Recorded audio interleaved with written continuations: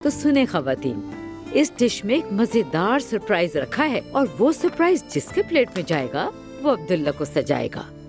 अच्छा, ऐसी भी कोई रस्म होती है? मुझे बिल्कुल मालूम नहीं था। मुझे मालूम है। तो फिर सबसे पहले मैं लेती हूँ, क्योंकि ये मेरे सामने रखा हुआ है।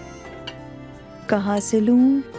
मेरी उस तरफ से नहीं, इस तरफ से लो तो ऐसा करती हूँ, मैं इधर से ले लेती हूँ। यहाँ तो अनारों के फूल बनाए हुए हैं। तो दूसरी तरफ से ले लो ना। यहाँ से लेती हूँ।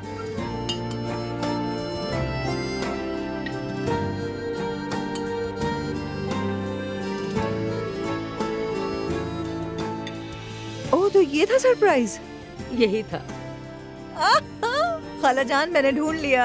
अब्दुल्ला की हर चीज मेरी तरफ से। मेरी जान, अपना हाथ हल्का मत रखिएगा, क्योंकि मेरा शहजादा तो बेहतरीन का हकदार है। वो अम्मी, मैं मजाक कर रही थी। फिक्र मत करो नाइला, ये मेरी जिम्मेदारी है। चले आप सब भी लीजिए ना।